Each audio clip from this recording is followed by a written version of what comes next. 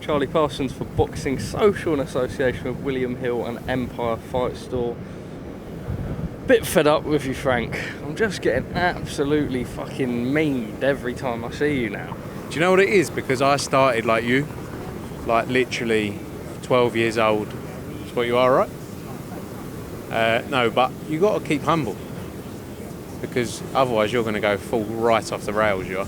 I saw you at the weekend with Robert Diaz eating caviar and champagne and oysters. Do you think when I was 14 years old like you, I was eating champagne, drinking champagne and having caviar and lobsters?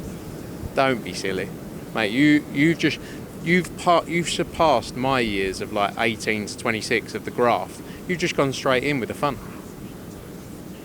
So I've got to keep you humble. But there's humbling and then there's workplace bullying. You don't work for Matchroom, so it can't be. It's not workplace. Well, yeah, but it is my workplace here. Yeah, but it's not bullying, is it? It's keeping you humble more than that's what you need, honestly. But anyway, let's move on. I love you, Parsons. You're a great guy. You're here in New York. You're 14 years old, living the dream. What more can you ask for? What more can you ask for? Yeah, picking this back up, I was just making sure that there was enough room in the SIM card so I didn't have to stop later on in the interview. You deleted that bit that I didn't want you to show. That bit that I didn't want to talk about, you deleted it, didn't you? That was what the gap was. I'm not going to make a comment. Yeah, I know you're joking, and I'm sure that the YouTube comments will pick up on that. We are here in Dumbo, Brooklyn. We've just had the face-off, the first face-off for Edgar Berlanga against Jason Quigley. Excited? Very excited. I think it's going to be. I think we're in for a fun fight. You know, Jason Quigley's a brilliant boxer, but Edgar Berlanga's shown that power he's got over the years, and I think you're going to see a tremendous performance from him. And excited to get started with his debut with Matchroom and DAZN. I feel like Edgar's got a bit of pressure on him. I mean, he had 16 fights, all in the first round knockout, then sort of stepped up a little bit, and since then it's all gone the distance. I know he had a lot of interest when he became a promotional free agent, and he's certainly very complimentary of working with you guys and excited to work with you guys, but maybe fair to say he needs to sort of produce a bit of a show reel win this weekend. The light's gone off again, but yeah, I think look, he's got the pressure on him. He needs to deliver a big win on Saturday. But you look at those 16 first round KOs. It's hard to build, and learn when you're doing that in every fight. Is the reality. So it's always going to get to a point where you go through those tougher moments. I think he's done some more learning in those fights, and I think you're going to see an improved performance from him on Saturday night. And I think it's going to be a stylish finish from him. Jason Quigley, a real opportunity for him if he gets a win here. He's sort of not in with the elite, but maybe right up there at 168. When you're fighting a guy who has nothing to lose like Jason this weekend, you really we hope that he doesn't do a Zorilla, but the sort of opponent that Berlanga needs after the inactivity. Yeah, for sure. I think it's a perfect opponent. Like I said, Jason Quigley's a tremendous boxer. He's had a brilliant career, and like you say, this is his opportunity. If he can go in there and beat Edgar Berlanga, he takes all the star power away from him, and gets his chance at those big fights. Sorry. Yeah, I hadn't, but look. There's a lot of talk around Berlanga for the future. He wants the Canelo fight, etc. If Jason Quigley can go in there and do a job on Edgar Berlanga, it's a massive win for him. Just how good is Edgar Berlanga, do you think? He's a brilliant fighter. And I think he's learned a lot. And I think those performances, like you say, after those first round stoppages, you need those. As I say, if you're going to go in there against the best fighters in the sport, you need those kind of fights, because otherwise you're never going to do any learning. Dillian Whyte, I believe. The fight is no longer happening for Anthony Joshua? Unlikely, yeah, very unlikely. We're working on options now. Hopefully some news later this week. Dillian Whyte wanted 10 million, is this true? I don't know, I don't get involved. Yes, you do.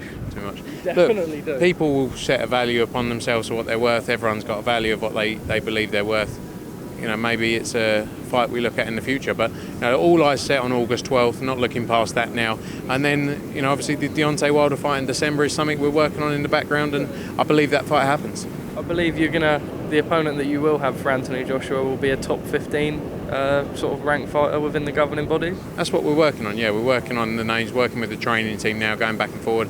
AJ's been in training camp for a while now, back in Dallas, and I think we need the right kind of opponent for a potential Wilder fight later this year. AJ-Kabayel? Maybe. He's highly ranked across all the governing bodies. That's a potential fight for sure. I mean, other than that, who do you look at? I was sort of going through the top 15 over the last couple of days. I can't imagine it sort of being a Ruiz, an Ortiz perhaps. When you look at the top 15, I suppose you want a guy who's got a little bit of a name. I know that, I don't know how to pronounce his name, the Kazakh, Buatsi. Yeah. You don't look at someone like that, do you? Not really. No, not really. Look, there's the reality is in heavyweight boxing there is a limited number of opponents. Especially he's boxed a lot of the. I was looking through BoxRec as well. He's boxed a lot of them already as well. So and a lot of fighters are tied up with other fights as well. So let's see. Working through it this week though, and hope to have news by the end of the week and a stacked card as well on August 12th. Is Jarrell Miller at all realistic? Unrealistic, I think. Unrealistic. Am I right in saying it's not most likely, but 75% chance in being Kabayel? No. Interesting. Okay, Frank. The Saudi Wilder. When do you expect to get this announced? I know that you said you wanted both announced. Really, I suppose first on that, Joshua, will it be announced end of this week? That's the aim. End of this week, early next week for sure. That's definitely the plan we're aiming towards for the AJ fight in August. Saudi discussions are ongoing, so let's see. Look, I think I'm very confident the fight happens. We've always done great business with Skill Challenge, and I believe that they're going to deliver this event. Whether that's with Usyk Fury as well, who knows? They've obviously got Usyk signed up. Fury seems to be the tougher part of that. But I think both AJ and Deontay Wilder want this fight, and I think that fight goes ahead regardless. In terms of sort of coinciding with Saudi, I know you wanted to sort of maybe get the August the 12th fight along with the Saudi Arabian date announced at the same time. Does that seem realistic? No, I don't think so.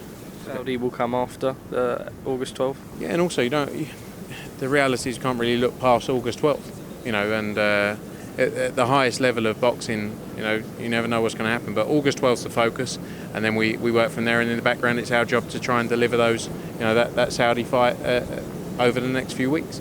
Sonny Edwards has put out a few tweets and sort of done some reports that BAM's being quite difficult in negotiations, etc. Just on sort of a matchroom front, where are you at with that? Getting close. I believe we'll make the fight happen. We're fully focused and committed on getting that fight over the line. That was the reason Sonny Edwards signed with us. He wants the biggest fights, and I believe we'll get that done hopefully this week. Why do you believe he's come out and voiced his frustration? Because I think he really wants to fight, and respect to him because he wants to take on the biggest challenge. I'm confident Jesse does as well. And respect to both of them because a lot of people again shy away from challenges in this sport, but these two guys want to get in there and the best fight the best. Fabio Wardley, is it still going to be the 29th, or do you maybe move that to August 12th? Possibly looking at options now. Discussing with the zone around whether we look to move that. But hopefully news as part of an overall schedule later this week on that. Opponent for Fabio, could it be Dave Allen?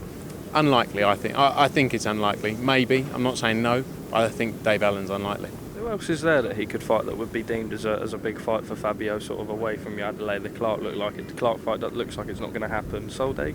It's whether you look outside the British title as well, and he looks to take an international fight. That's a potential. So that's one thing we're looking at, and then maybe the Adelaide fight later this year, or the board I think are going to look at the heavyweight division next week and make a decision then.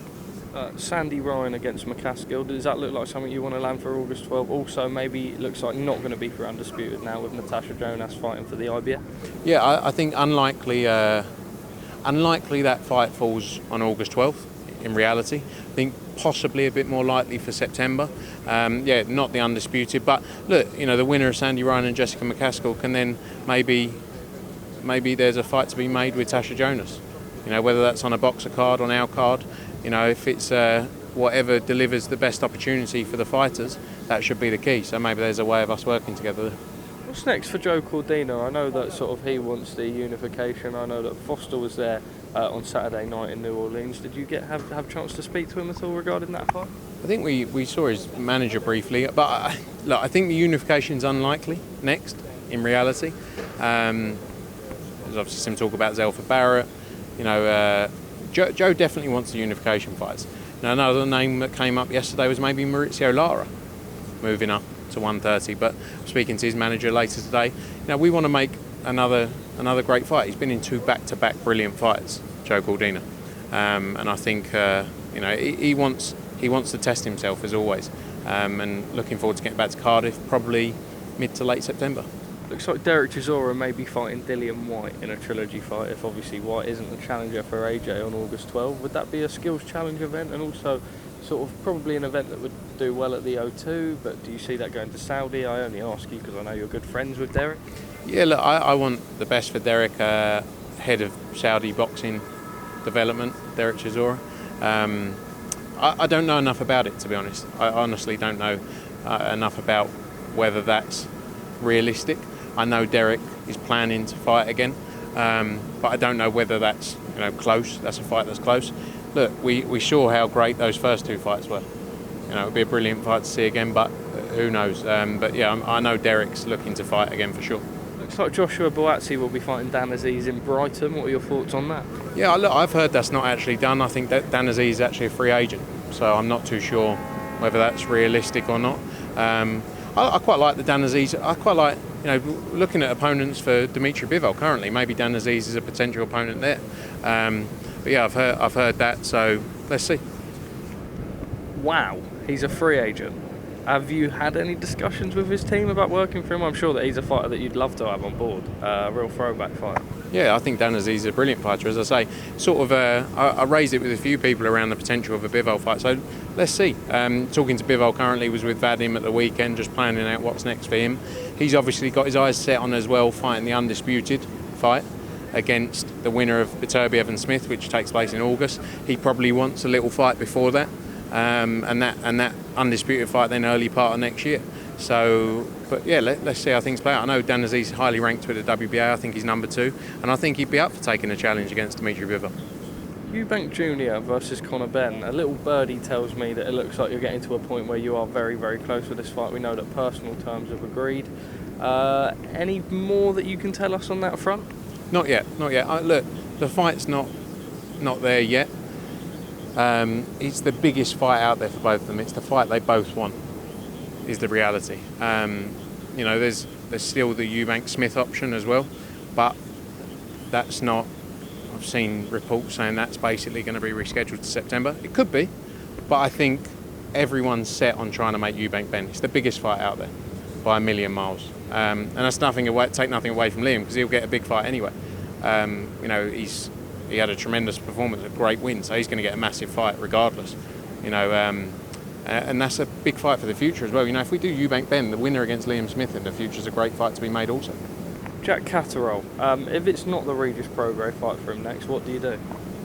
Look, I think we'd love to make the Regis Prograis fight. Obviously, Prograis would love to fight Devin Haney as well, and we have to deliver the best possible opportunities across for each of our fighters. I think Jack Catterall, he had a great performance after a long time out. I think he'd had something like 18 or 19 months out of the ring, and he looked brilliant in there. And to think he'd come back from that long out of the ring and no real ring rust was great to see. And we have to make the right type of fight for him next if it's not Regis Prograis. And then maybe if it's not Regis Prograis, a world title shot early part of next year. If you had to go on holiday and spend an equal amount of time, who would you choose to go with and in what order? Oscar De La Hoya, Frank Warren, Lawrence Okoli and Ben Shalom. Sorry, so in order? Yeah, of like who you'd want to spend the most time with. To the least time. I'd say Frank Warren up here. Can I have your reasoning for every answer as well? Because I reckon Frank Warren's got some cracking stories. Like, you imagine how long he's been around in the business for. And I met him, he was very polite when I met him, so I think Frank Warren here, number 1. Depends, where are we going? Is it like a romantic getaway? Just a holiday. Right, a holiday. Yeah, we'll start with Warren. Lads holiday. Lads up, me and Warren, lads holiday. De La Hoya for the party after that. What? Might be a little bit illegal, that. No, I don't. As I said to you, I've never. I just like a glass of red wine, but I reckon De La Hoya is quite a good company. Probably doesn't want to go on holiday with me though. Probably not. I did say he was. Yeah, I did say he was finished and deluded and jealous. But if I hadn't said that, Oscar De La Hoya, also some great stories. Then next in line, so I've got Ben Shalom and Lawrence Okolie, right? Yeah. Speak from. Lawrence Okolie next. Because, no, Ben Shalom at the bottom, because he probably want to talk to me about boxing. And, like, if I'm on holiday, no, and, like, I think Okolie here, because I always got on all right with Okolie. So I think we'd go Okolie here. I don't really know Ben Shalom that well. But I know you want me to say something bad about Ben Shalom, but I'm not going to say it, Parsons. I don't want you to say something bad about Ben Shalom. I just don't think I want to go on holiday with Ben Shalom. I actually went on holiday with Ben Shalom's best friend once. What was that like? It was all right. There was about 16 of us. We were in South Africa at a safari. But it's a very Frank Smith holiday, though. What, a safari? I mean, I got the safari I wore these trousers when I was on the safari as well. Did you? How long ago was said safari? It was actually this time last year. Brilliant. Should all go on the safari in South Africa. Unbelievable. So yeah, that would be my order. And what about that would be a great stag do though. Frank Warren, Lawrence Okolie, Oscar De La Hoya, and Ben Shalom. Oscar De La Hoya. Add Eddie Hearn in there. I mean, look at the 5-ball you got there. 6-ball. Look at that. Who could you most handle out of a fight out of those four? I suppose Frank, because he's older. Right, who's the names? Right, so in terms of order who I wouldn't want to fight, top to bottom, I'd go Lawrence, top to bottom. Lawrence Okolie, least like to fight with. Oscar De La Hoya, least like to fight with. Frank Warren, because I think he'd like bite your ear or something. Like I reckon he's got some game in that department. In terms of like being able to beat you up. Not saying he's done that to anyone, but and then Ben Shalom. So that would be my order. Frank Smith, thank you very much for your time, mate.